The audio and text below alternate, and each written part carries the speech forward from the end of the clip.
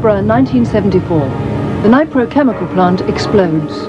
This woman described the disaster 5 hours before it happened.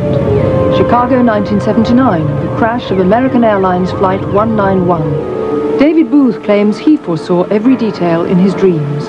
Can some people really see into the future? April 1912, the Titanic tragedy was also predicted. What can explain such knowledge of things to come? Mysteries from the files of Arthur C. Clarke, scientist, writer and visionary. The scientist who invented the communication satellite, the writer of 2010, and now in retreat in Sri Lanka, the visionary who ponders the riddles of this and other worlds.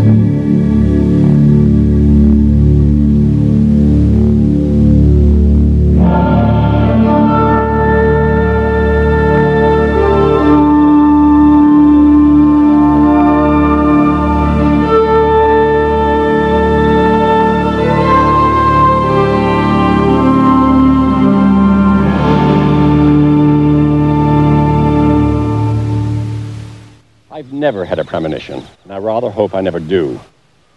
But they're quite common, and a very good example occurred to a good friend of mine many years ago here in Sri Lanka.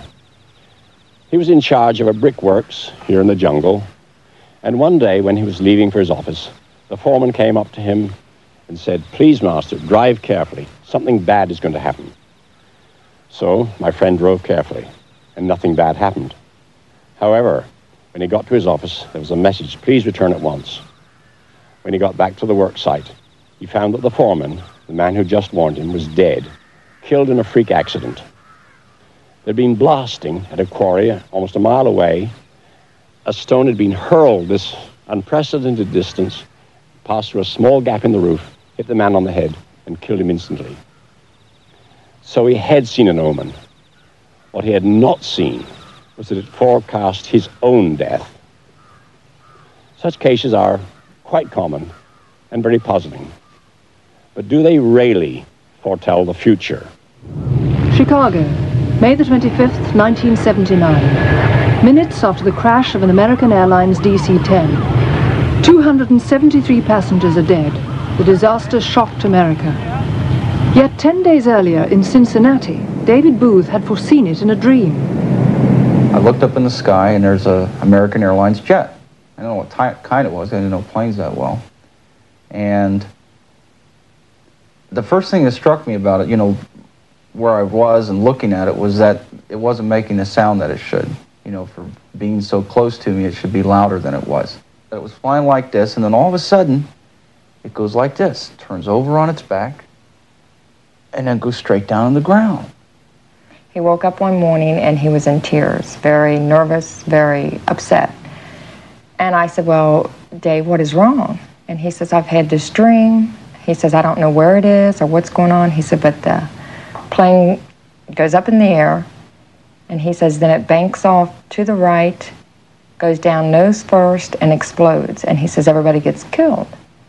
And I said, "Well, Dave, it's just a dream." You know, I said, "Don't let it upset you. You know, everybody has dreams." And I thought about it all day, and, you know, what can I do about it? And I went home that night, and normal, everything. Went to sleep. Next day, it happened again. You know, and I woke up, I didn't cry this time. You know, I'm saying, you know, uh-oh, you know, what's going on here? Kept going on every night. Paul Williams of the Federal Aviation Administration was telephoned at Cincinnati Airport by a distraught David Booth on May the 24th. He remembers that phone call, the day before the crash. In his dream, what he reported to me was that the aircraft suddenly turned sharply to the right and then dived into the ground. And he described in great detail the explosion that he saw, and every time he described that, he became quite distraught because it was almost as if he was seeing death. The next night, David Booth saw this film of the air crash on the television news. The first thing that came on was the air crash in Chicago. You know, I'm looking at it, and I lost it then. You know, I'm looking at this thing, you know, this is what I've been dreaming about. You know, the whole thing. And I looked at Dave, and it was just like he turned white as a ghost. He was, you know, it was almost like in shock. Pictures snatched by an amateur photographer show how the plane crashed. It had lost an engine and rolled over before hitting the ground and exploding. When he learned the facts, Paul Williams realized that David Booth's dream was uncannily accurate. The coincidences between what David Booth told me on May 24th and what actually happened on May 25th were the airline was exactly correct. The type of aircraft was as he described, a large aircraft with an engine on the tail, which a DC-10 is. The aircraft was not making the right sound, and he described that to me on May 24th. Perhaps the most remarkable coincidence of the whole thing was the similarities of the maneuver that the plane made. It's a very unusual maneuver for a plane to make before crashing. Most of them crash with wings horizontal. They run into some obstruction, a mid-air collision, but the maneuver that David described was very unusual. As a matter of fact, it's the only one I've ever heard of a plane that size. Does Williams believe David Booth had a vision of the future? All I can say is I don't know. If David told me the plane was going to, a certain plane was going to crash, I certainly wouldn't get on the plane. 14 years before the Titanic sailed on her maiden voyage in 1912, writer Morgan Robertson had forecast her fate in a novel. Like Titanic, his ship, the Titan, hit an iceberg and sank.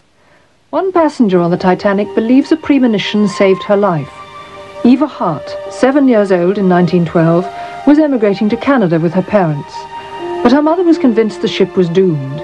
She begged her husband not to go on board, but he confidently brushed aside her fears. Eva remembers her mother's last-minute plea.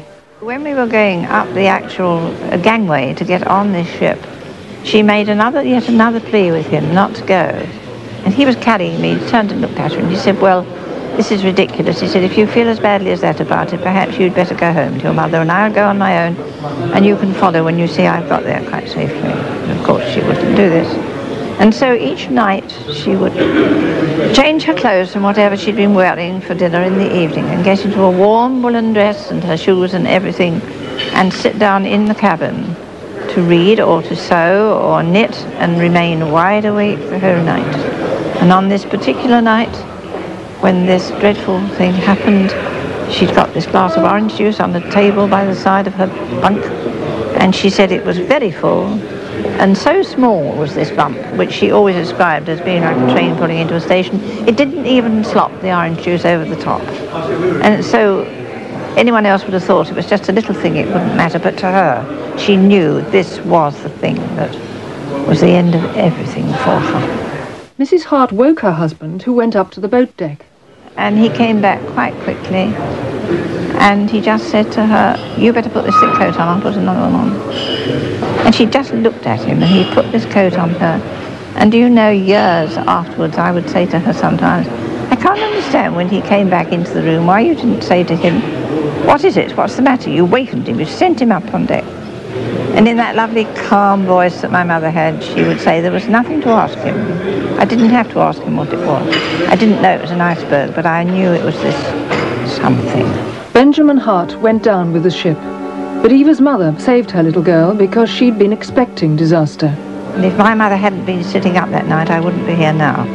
I owe my life to her premonition. Don't I? American President Abraham Lincoln dreamed he saw his own coffin in the White House. Only days later, in April 1865, assassin John Wilkes Booth gunned him down in a Washington theater. The dream had come tragically true. Another dream of the 1921 Grand National brought happier results. On Grand National Day, in the London Daily Graphic, columnist Hannon Swaffer reported that his friend Dennis Bradley had dreamed the result. Bradley said all the horses would fall except 3. The winner would be wearing tartan colours. Every detail came true. Only 3 horses finished, and winner Sean Spada carried tartan. In most cases, premonition anecdotes cannot be accepted as proof because they're usually told well after the event. Ideally, they should be written down and witnessed beforehand so that there's no possible doubt. And one man, a scientist, has attempted to do exactly that. Peter Fairley collected premonitions of the 1966 Aberfan disaster. Errol May Jones dreamed something black engulfed her school. Hours later, she and her friends died when a coal tip collapsed. Intrigued, Fairley founded the Evening Standard Premonitions Bureau. It had a simple function. That was to take from anybody a telephone call, a letter, whatever it may be, some form of premonition, and to note it down and to put a time and a date to that and a signature from us as independent observers that that was what they said on that day at that time. And that's all that the Bureau did.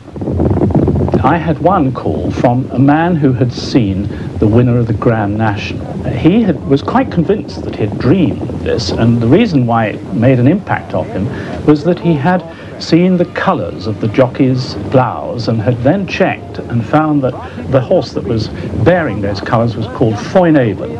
And anybody who remembers that particular Grand National remembers that Foinaven was almost the only horse that finished. Watch the incredible pilot.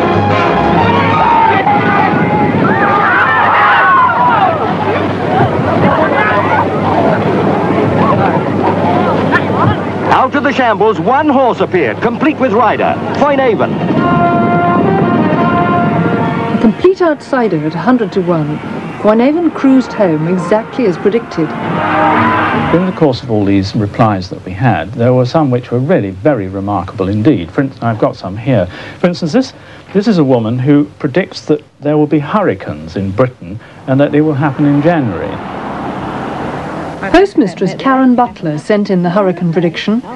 It had come to her vividly on the evening of November the 11th, 1967. Thank you. Well, I was sitting one evening reading, and I began mentally to get the impression of very strong winds. There were really dreadful winds, very, very strong. And I could see roofs just disintegrating and flying off. I could see trees and branches crashing down. I could see huts and sheds just flying through the air. And I knew the winds were so strong, I said, it's a gale. No, it's not a gale, it's a hurricane. It's a hurricane. And then I said, oh, the people, the poor people. Well, my husband asked me, did I know where this was going to happen? And I said I thought it was in Britain somewhere, but I didn't know exactly where. Then he asked me, did I know when it was going to happen? I said it would be the middle of the month of January. And on the 15th of January, a hurricane hit Glasgow. The city was devastated. Hurricanes are almost unknown in Britain, and the Premonitions Bureau sadly noted a hit. Now, we did begin to find one or two people who seemed to be scoring well above average regularly. In fact, we sort of called them our stars. And Lorna Middleton was one of them. Now, this is one of her early ones, and as so often happens, it looks rather vague. She says that she's got headaches and symptoms that usually precede earthquakes. But it was 2 days later that a really massive earthquake hit Skopje. Well, I rarely have a headache, perhaps 1 or 2 a year. And what I call my earthquake headache is a sharp pain which comes across the forehead, either to the right, to the left, or left to right. The one I particularly remember was the Yugoslav earthquake, because I predicted that about 48 hours before. And that was sent because I had a sharp pain crossing my head. The problem with all these stars, as we called them, was that the moment that they started to know that we were interested in what they could do, and we started to investigate how they did things, it just went. And that, I think, has definitely come through all this to me as a firm conclusion, that if there is such a thing as premonition, it is something which is instantaneous. It is, if you like, a flash of intuition. It doesn't take any time, and if you ask anyone to apply any conscious thought to it, it actually just goes. You might as well pretend it's not there. They are imagining after that. But if they suddenly have it happen to them, it could be. And the other conclusion is that when it happens to you, it is an overpowering sensation. You know that it's going to happen. No matter what it is and how unlikely it is, you know it's going to happen. Sadly, but not surprisingly, many premonitions aren't exactly what they appear to be. We all know how difficult it is to get the facts right, and everyone loves to embroider a good story. Sometimes a careful investigation reveals a very different picture. I can see a little scenario, and it came first in my dreams right after he was elected, and it had to do with a gun, and it had to do with shots all over the place. Professional psychic Tamara Rand made this prediction about President Reagan on American TV. As I initially felt it might actually be an assassination attempt or a shot to the president. March the 30th, 1981.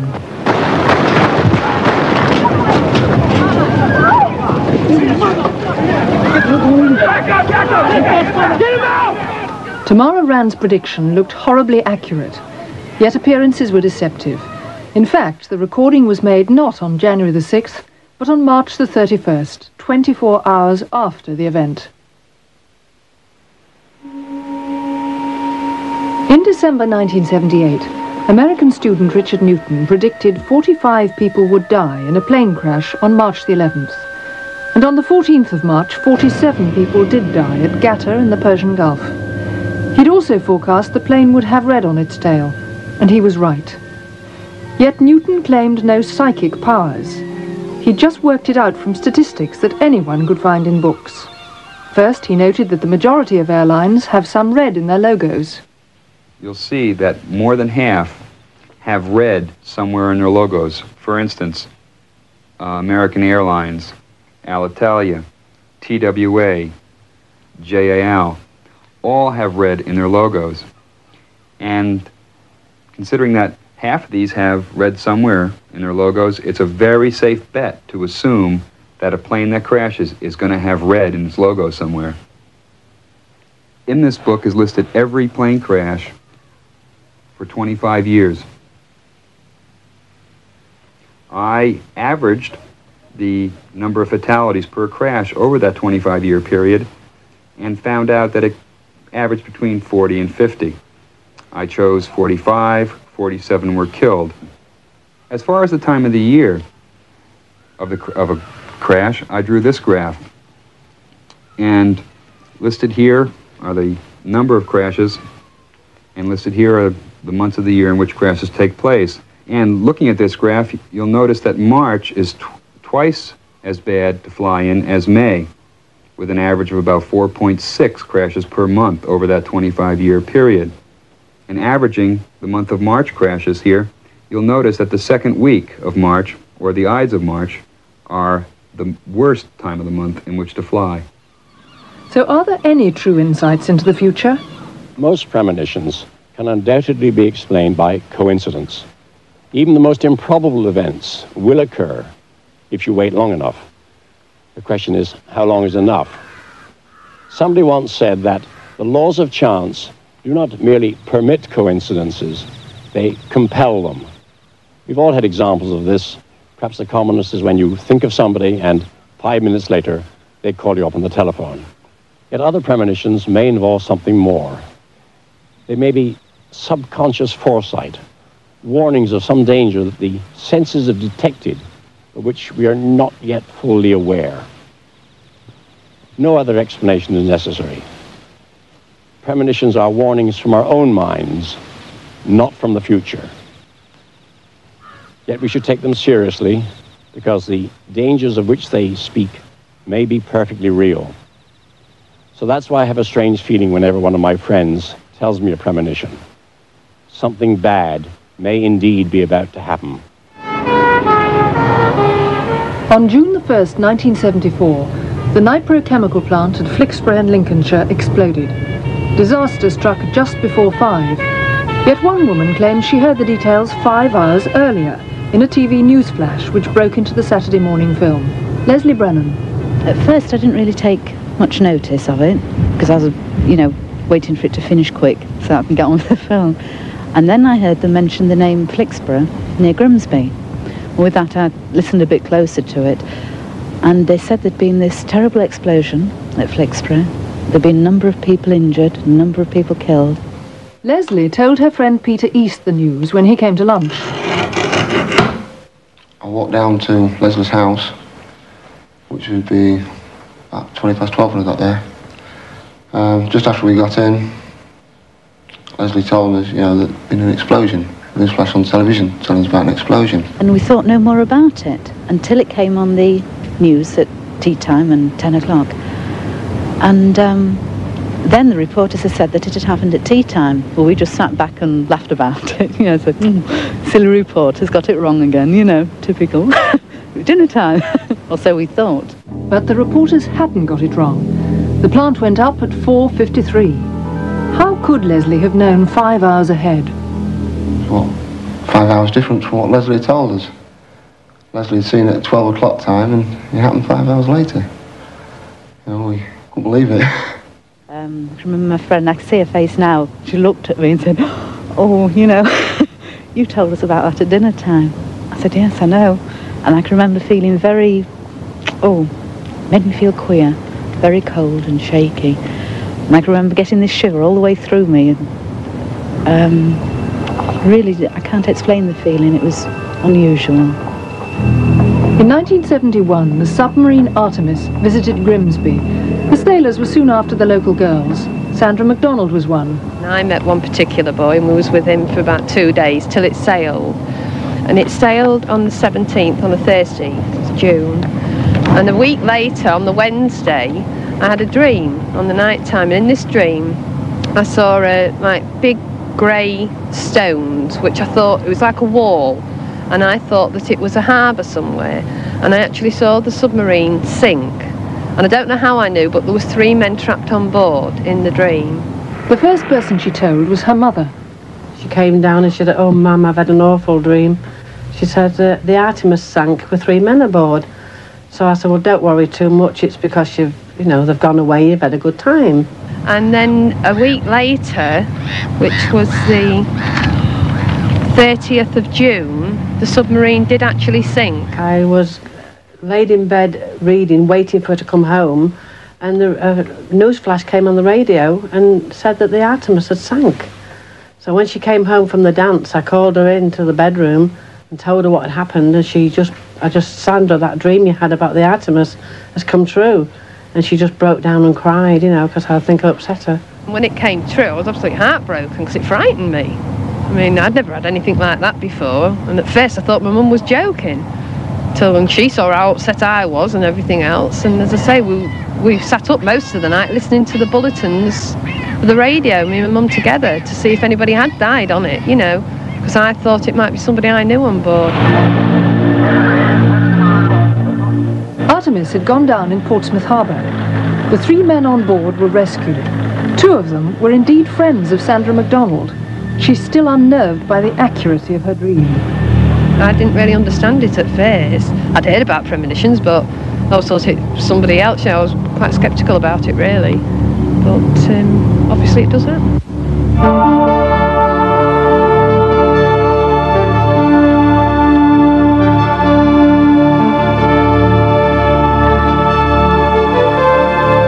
Us back after the break to look into the strange power of dowsing. Is it a magic trick or a divine gift?